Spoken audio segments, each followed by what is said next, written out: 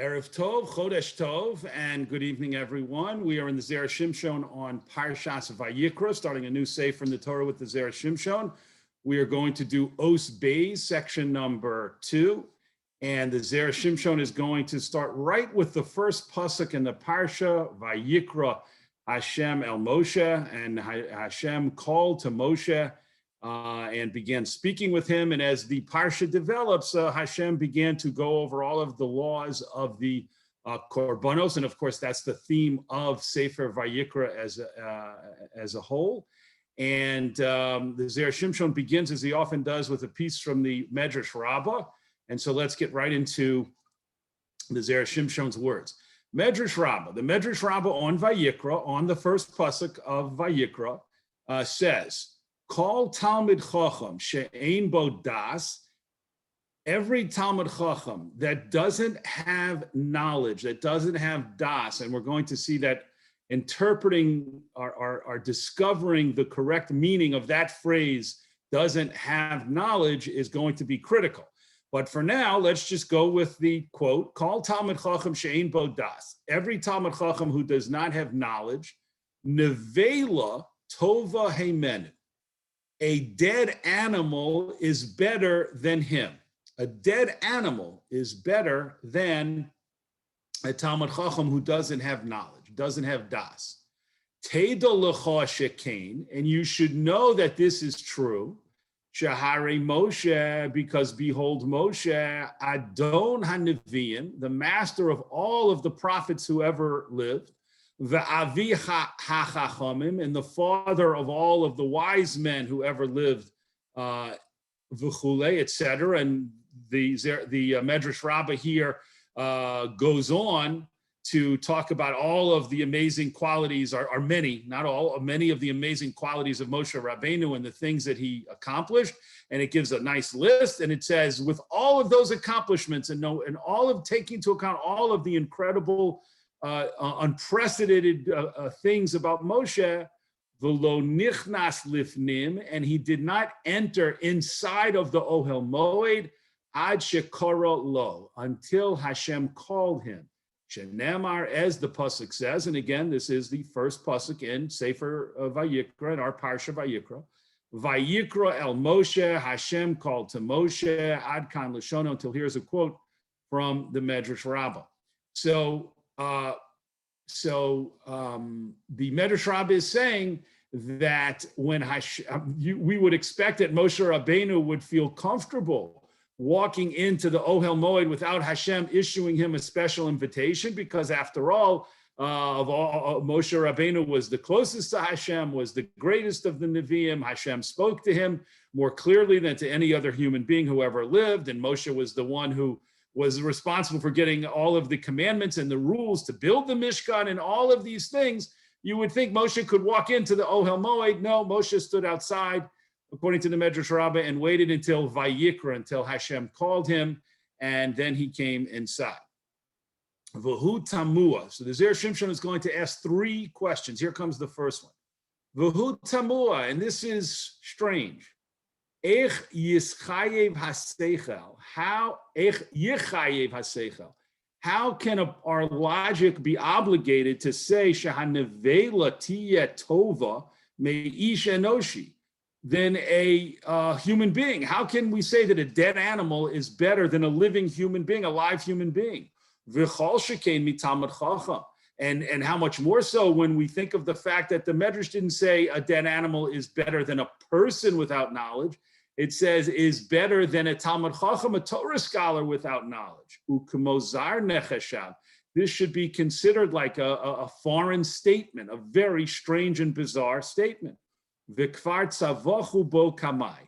And already the early commentators shouted about this. And the Zera Shimshon says, don't think that I'm the first one who asked this question. The early commentators, earlier authorities already asked this question as to how it's even conceivable that a dead animal, that the Medrash Rabbah would say a dead animal is better than a living Talmid Chacham, even though the Talmid Chacham doesn't have das, again, whatever that means. He doesn't have das, and a dead animal is better than him. How is that possible? That's question number 1, which is, of course, a very straightforward, basic question. Ve'od, question number 2, ma raya hizu. What is the proof shehevi mi Moshe that the Medrash Rabbah appears to be bringing from Moshe?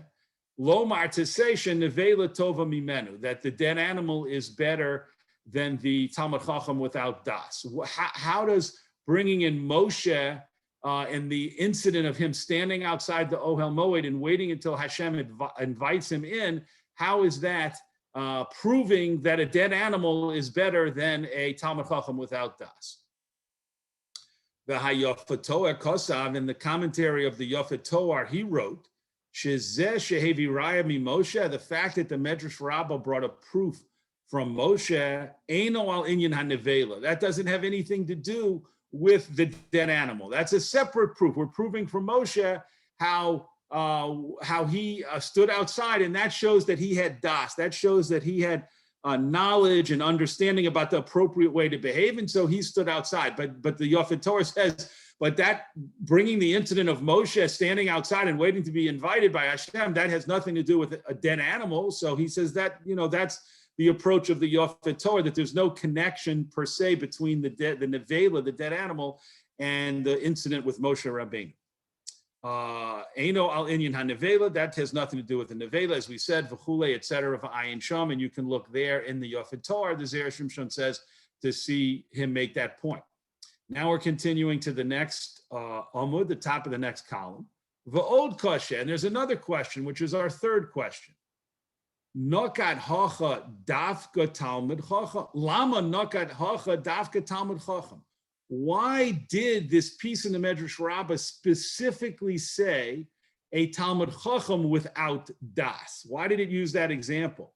Ve'echi efshar sheyeh Talmud chacham v'lo yeh bo das. And how is it possible to have someone who you're calling a Torah scholar, and then you're saying ein bo das, he has no knowledge? If he has no knowledge, then he can't become, how would he become a Talmud Chacham, a Torah scholar? A person needs intellect, and a person needs to be able to understand very difficult concepts and ideas and to become a Talmud Chacham. But now you're saying he's a Talmud Chacham, she'ein bo das, who doesn't have any knowledge. Obviously, he has a tremendous amount of knowledge and a very powerful intellect. So the question is, the Zera Shimshon says, his third question is, why did the Medrash Rabbah choose not to say a person without das? Because then it would have said a dead animal is better than any person without das. But rather than saying that, the Medrash Rabbah specifically said better than a Talmud Chacham without das. So why did it choose to say a Talmud Chacham? And in addition, you might call this question 3b, in addition to that first part of question 3, the second part is that really possible to have a Talmud Chacham without das, without knowledge? Okay, those are the three questions.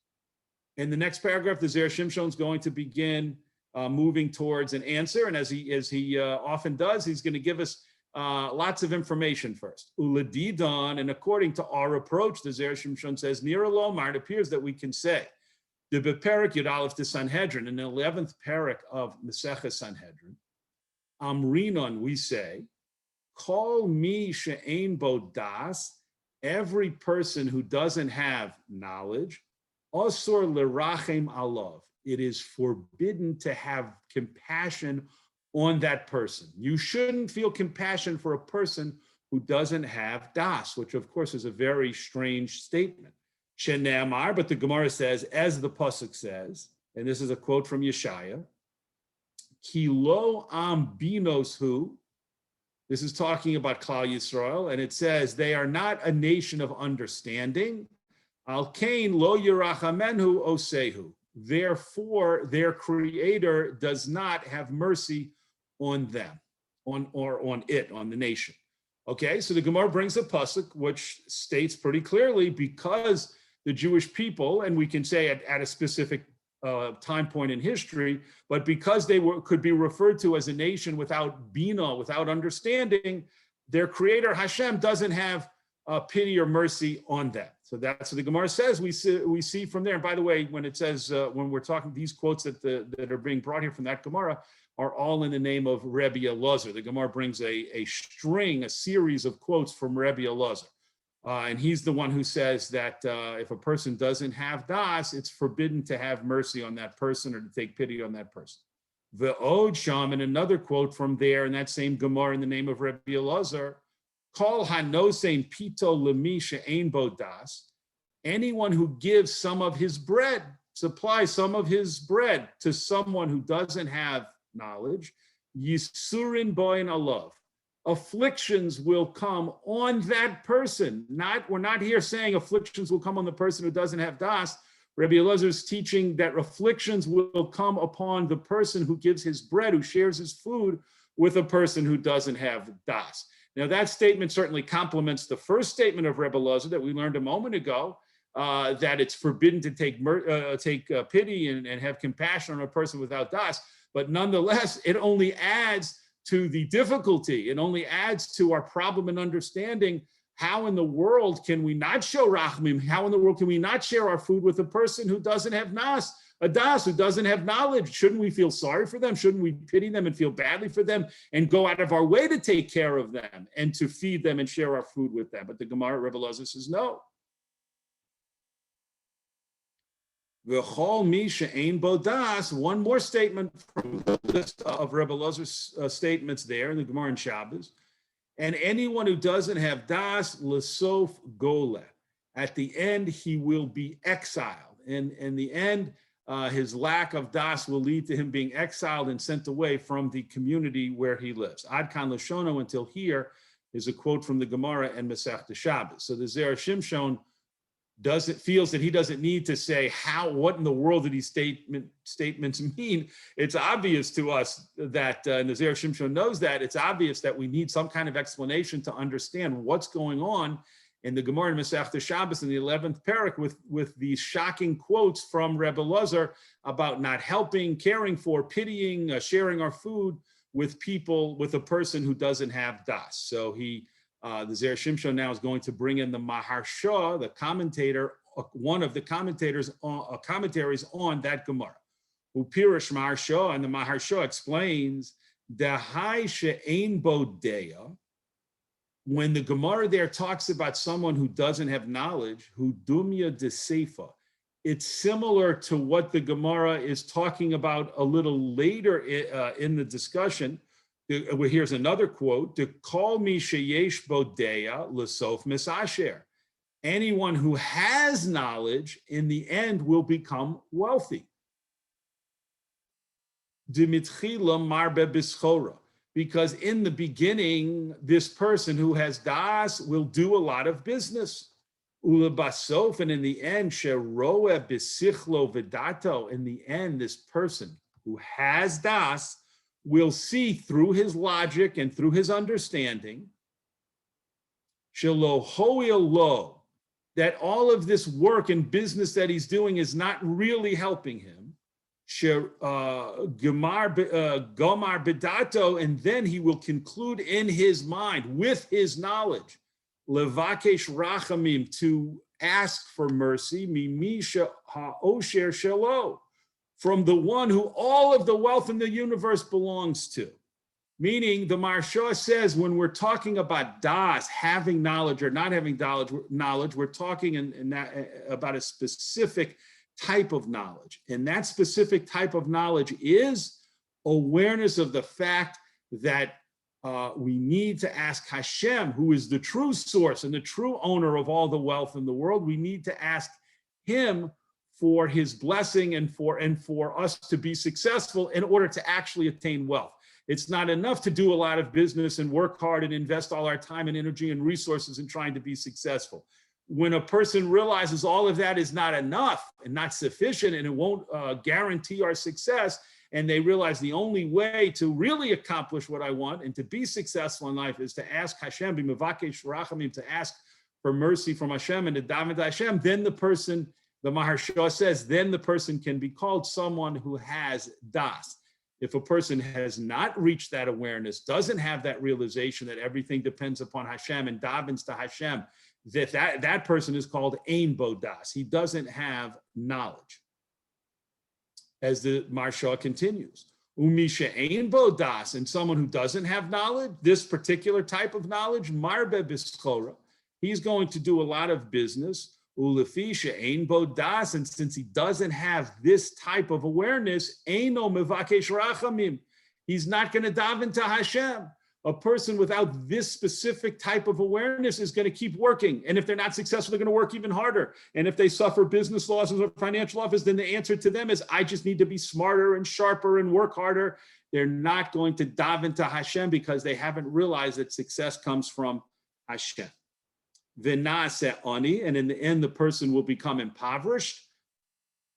Ulebasof goleh. And in the end, as the Gemara said, the person will be exiled from the community, sent away from the community, because the person will realize, I can't live here. I'm not being successful. I have to go somewhere else. And they never will have realized that what they really need to do, daven to Hashem, is the thing that they're not doing, is the missing ingredient, the missing piece. V'lachein, and therefore, also l'rachem alav. Therefore, it's forbidden to take mercy on this person. Not that we would ever say, oh, if someone is somehow mentally or cognitively disabled, we shouldn't take pity. No, the Parsha says that's not what we're talking about. We're talking about a person who has a wonderful intellect, possibly a very strong, powerful intellect. What they're missing is the awareness of Hashem and the importance of davening to Hashem to be successful and to have a parnasa. And that person, we can't take pity on them. Certainly, we should always take pity and have mercy on all of Hashem's creations. Who haven't, however, they have, that it has to be true, it has to be able to be said of them that they have not nullified their tsura, meaning the form that Hashem created them in. Kafiya bria, according to the creation, Hashem created everything in the world according to a certain tsura, a certain form, and a certain plan.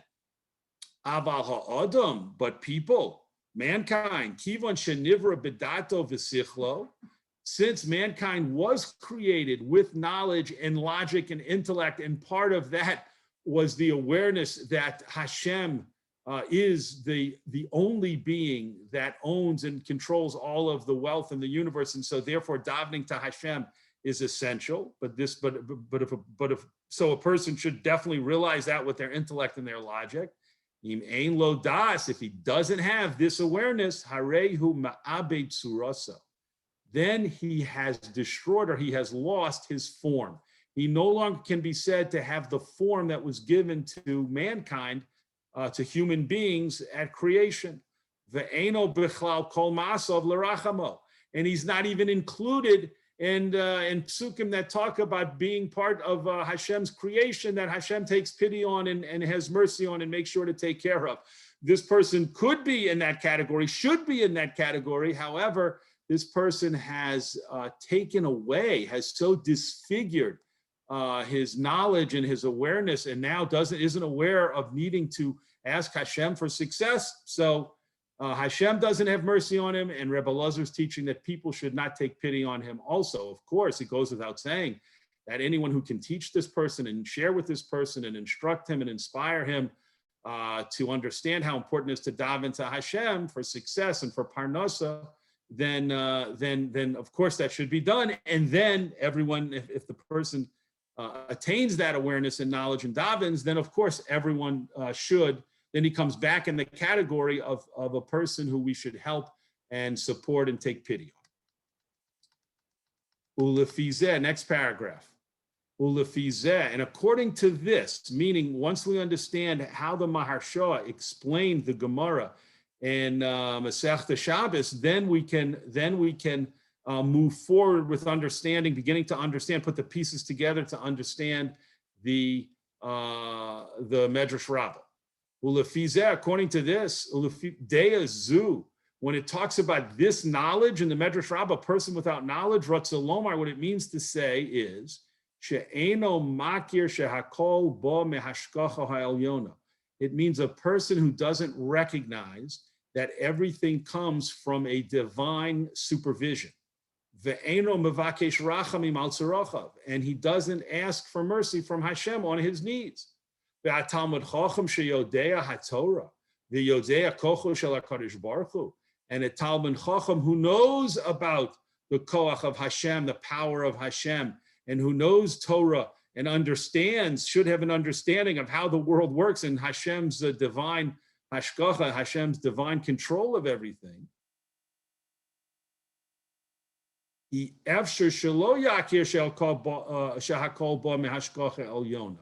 It's impossible that this person wouldn't, on an intellectual understanding level, understand that everything comes from Hashem. If a person's a Talmud Chacham, then obviously they understand everything comes from Hashem. So how can you have a Talmud Chacham who has all that understanding and awareness, but doesn't daven to Hashem for mercy? But definitely what we have to say is, Shehu somech al zechuso, what this person is doing is he's relying on his merits and his Torah knowledge and his wisdom. And he's thinking, I have all of this merit, I have all of this Torah learning, I have all of this knowledge, so Hashem will do for me kol ma shetzarich lo, everything that he needs, he assumes Hashem will do for him. Af b'lo bakoshes rachamim, even without davening, even without asking for mercy from Hashem.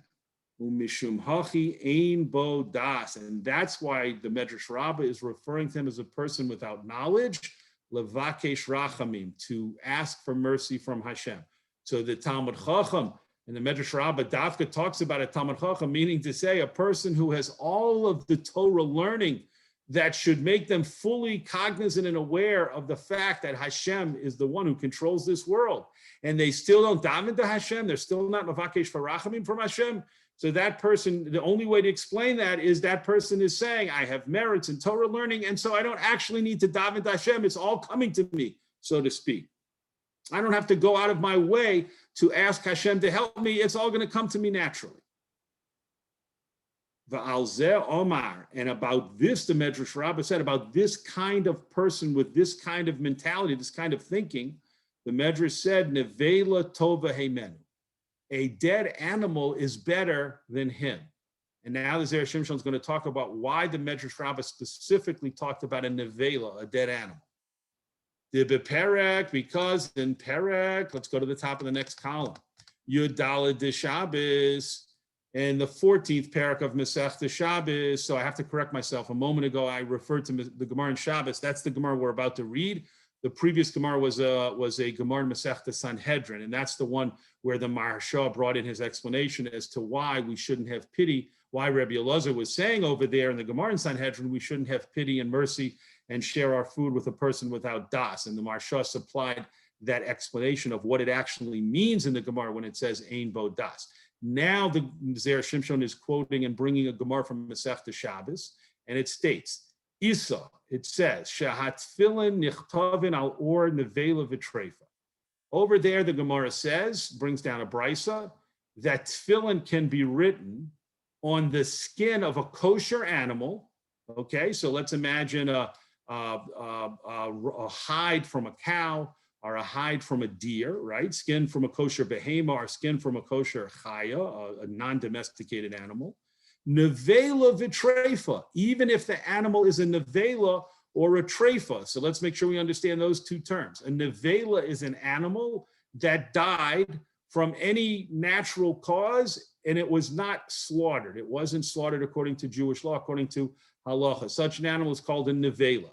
So if there's an animal lying dead in the field, whether it died from old age or a disease, or it got hit by a car, or another animal killed it, whatever happened to this animal, it is now dead, and it did not have a shechita, it wasn't killed through the process of shechita, through kosher slaughtering. That animal is referred to as a nevela, and the Gemara in Masechta Shabbos states clearly, openly, that you can write a sefer Torah on the skin of that animal. So even though a person might say, oh, it's a nevela, it's not even, we can't eat it, nonetheless, the Gemara says, you may write, it's true, of course, that you can't eat it, but you may write a sefer Torah on its hide once the skin, of course, is properly prepared. And the same thing would be true of a trefa, which is a little bit of a different concept. A trefa means that it's an animal that had some kind of disease or illness that would have killed it had nature run its course, and along came someone and did shechita, did a kosher slaughtering on it. So even though this animal, the trefa animal,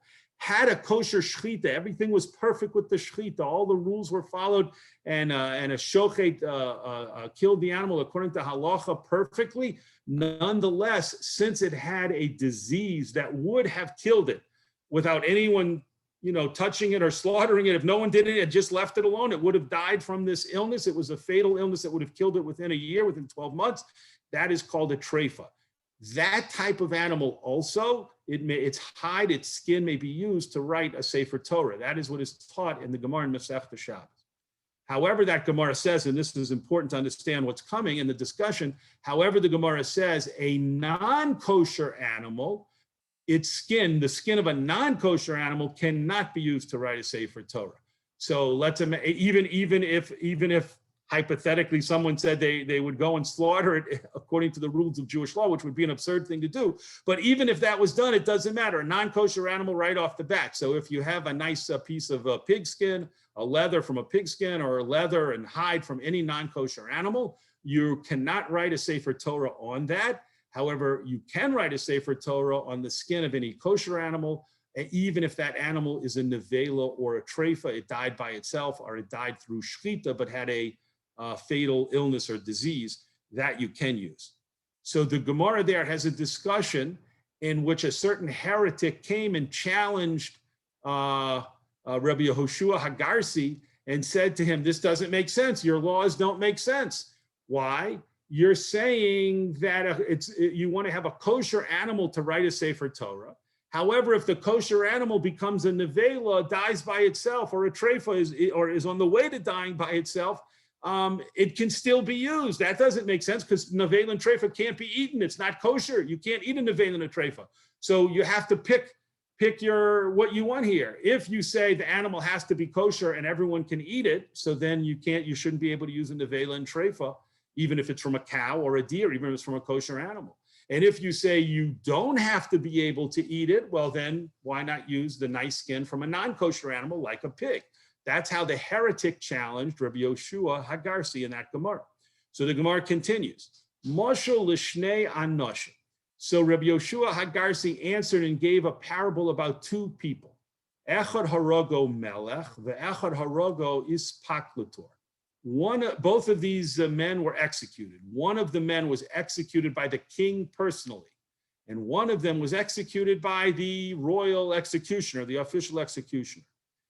Eza mehem meshubach. So Rabbi Yehoshua Hagarsi asked, which one of these two men deserves more praise than the other? Obviously, whatever crimes they committed, whatever acts they committed to deserve execution means they're not very praiseworthy, but of the two of them, which one deserves more praise than the other? In other words, which is like the lesser of the two evils?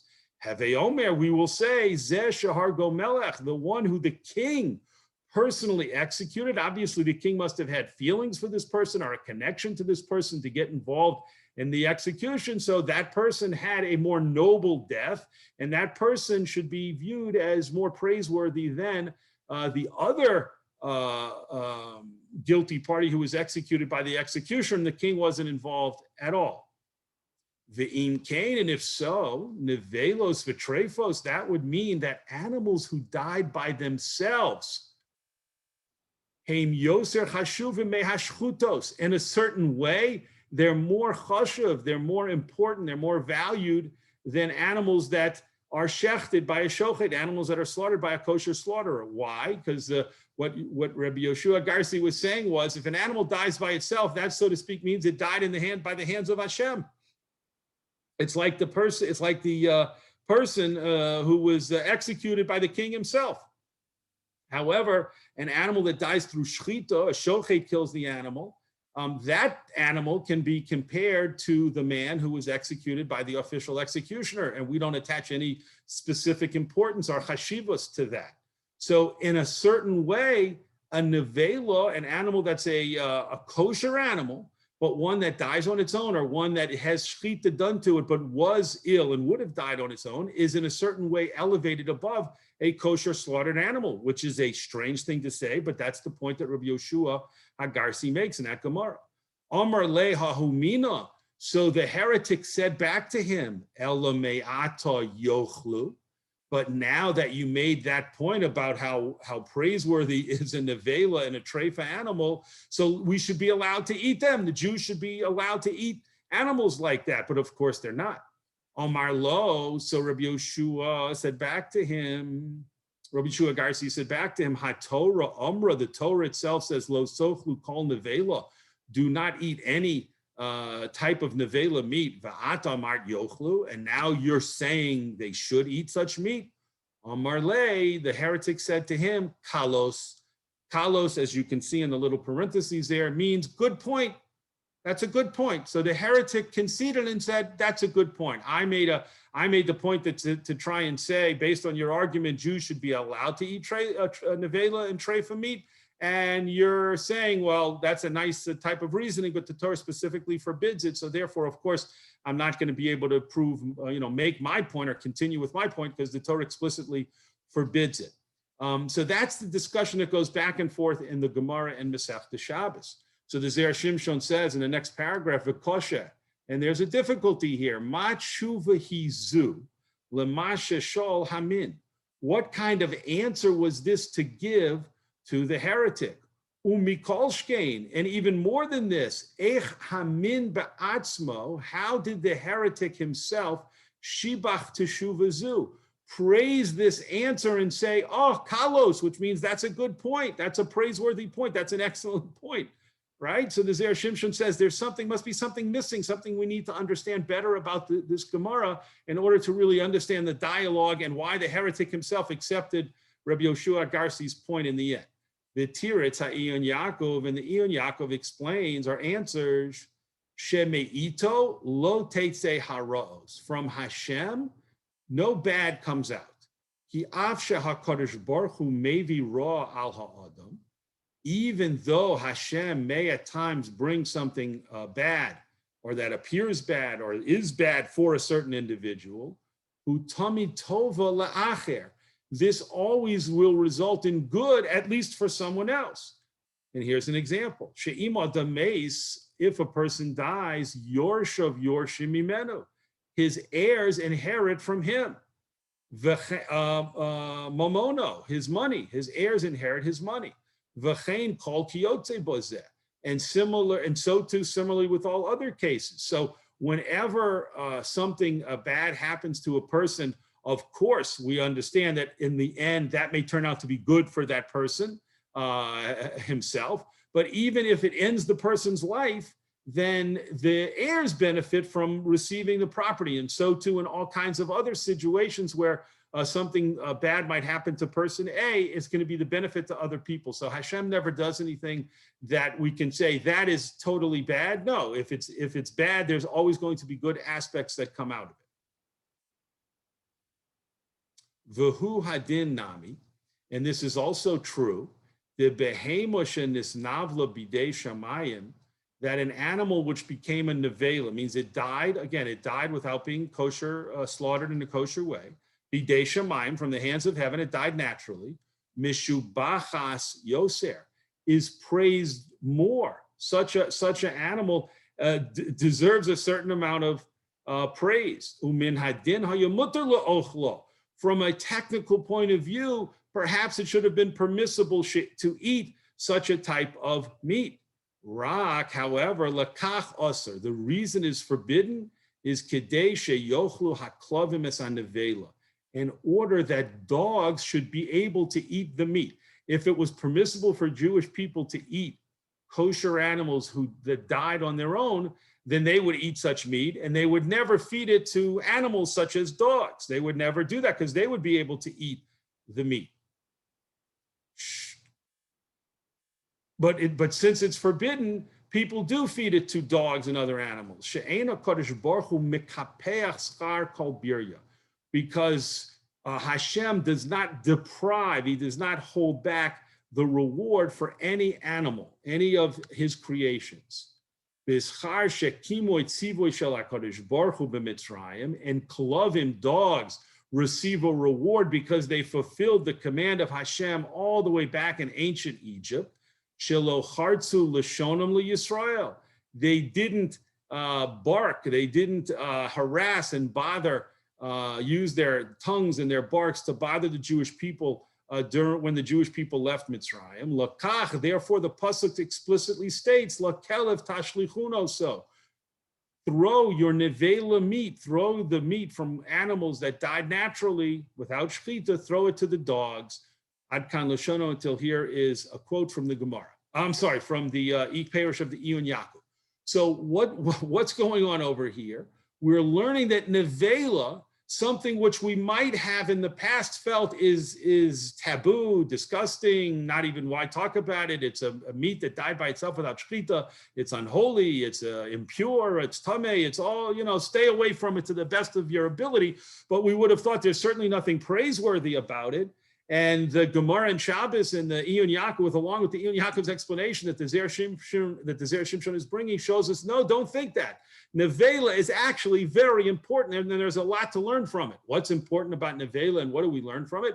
We learn that Hashem rewards all animals for good things that they do. In Mitzrayim, the dogs didn't snap at and didn't bark at the Jews when they were during the Yetzias Mitzrayim. And so Hashem specifically says, when Jewish people have a nevela, a dead animal that they can't eat, take it and give it to the dogs. Why would the Torah specifically mention the dogs? Because Hashem wants to reward them and teach the lesson that Hashem rewards all creatures, not just human beings. Kal v'chomer, human beings are always rewarded by Hashem for any good thing that they do. But even animals are rewarded for the good things that they do, just like the dogs receive the reward of the Torah going out of its way to say, give your nevela meat, because you can't eat it, give it to the club and give it to the dogs. The im kain, and if so, ha-nevela eino ne'echeles, nevela meat is not eaten, lefi sheba HaKadosh Baruch Hu rotze lehodia, because with and through nevela meat, Hashem wants to make known, she'eino mekapeach schar kol beria. He doesn't deprive any creature of its just reward. V'af leklovim, and even for the dogs, mamtzi hamazon, he makes available their sustenance, be'es sheshol limoso, when they ask for food. When a dog needs food, Hashem makes sure that at least in the Jewish towns and communities, they give him the vela meat. Kedichsiv, as the pasuk in Tehillim says, as this is a more general idea, no saying livehemo lachma, Hashem gives to every animal its food. Livnei orev, to the children of the raven, asher yikro, they call out.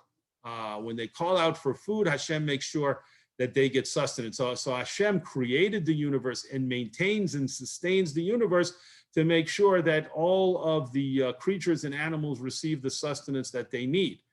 V'zeh she'ein bo das, and this person, now the Zera Shimshon goes back to our piece in the Medrash Rabbah from the very beginning, that talked about the Talmud Chacham without knowledge. This person without a specific kind of knowledge, as we've described, she'eno mevakesh rachamim, who doesn't daven to Hashem, HaKadosh Baruch Hu eino rotze laseis lo. Hashem doesn't want to give sustenance and food to him. Ve'ihu de'afsid anavshe, and he is causing this loss to himself. He is responsible for the fact that he's not making a living and able to support his family possibly. Why? Because he's not davening to Hashem. And this is a person who should be well aware about the importance of davening to Hashem, because all benefit and all goodness in the world come, and all blessing in the world comes from Hashem. V'lochein hanevela tova mimenu. And that's why specifically nevela meat is better than him. Shahanevela mishtapachas, because nevela meat is praiseworthy. B'mesha mesa bidei shamayim, and the fact that it died in a natural way, it died bidei shamayim, lahafik rotzain haklavim, to meet the need and the desire of the dogs who Hashem wanted to feed. V'hu eino mishtabach levakesh mizonosav, and this man isn't asking for its food, me'es hashamayim, for his food from Hashem. Rak somech al maseh yadav. He is relying on his own deeds and his own actions. So just to pause here before the last paragraph. So the Zera Shimshon says, we would never think a nevela. We started off asking the question, actually, how can a nevela, dead animal, ever be called better than a human being? I mean, every human being at least has zechuyos, some merits for some good actions. This is a dead animal lying on the ground. It's rotting. How is that better than any human being? And so he answers and he says, that's because you don't appreciate the importance of the nevela, And B, you don't realize the mistake that this man, she'ein lo das, what it really means to be a person called ein lo das, that he doesn't have knowledge.